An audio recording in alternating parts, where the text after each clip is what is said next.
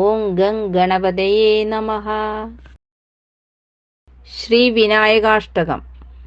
നമദ്ദേവവൃന്ദം ലസദ്ദേദകന്ദം ശ്രീരശ്രീമദിന്ദും ശ്രിതശ്രീമുകുന്ദം ബൃഹച്ചാരുഷുണ്ഡം സ്തുതിശ്രീസനന്ദം ജടാഹീന്ദ്രകന്ദം ഭജേഭീഷ്ടസന്ധം.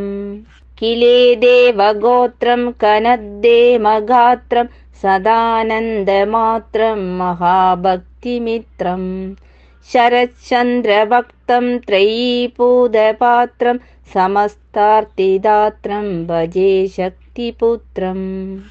ഗളദ്ദാനമാലം ചലദ്ഭോഗിമാലം ഗളാംബോധകാലം സദാദാനശീലം സുരാരാദികാലം മഹേശാത്മഭാലം ലസത്പുണ്ഡ്രപാലം ഭജേ ലോകമൂലം. ഉരസ്താരഹാരം ശരച്ചന്ദ്രഹീരം സുരശ്രീവിചാരം ഹൃദാർത്താരിഭാരം കടേധാനപൂരം ജഡാഭോഗിപൂരം കലാബിന്ദുതാരം ഭജേ ശൈവവീരം.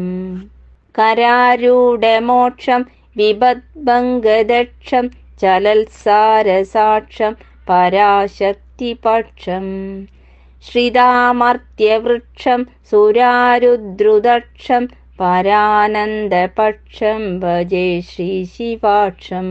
സാദശം സുരേശം സദാ പാതുമീശം നിദാനോദ്ഭവം ശങ്കരപ്രേമകോശം ധൃതശ്രീനിശേഷം ലസദ്ദന്തകോശം ചലശൂലപാശം ഭജേ കൃത്തപാശം.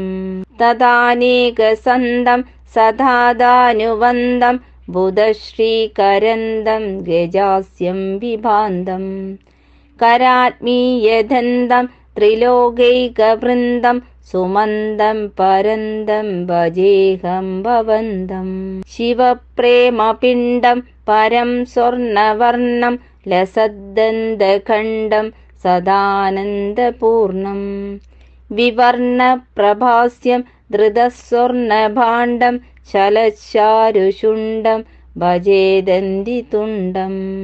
ഇതി ശ്രീവിനായകാഷ്ടകം സമ്പൂർണം.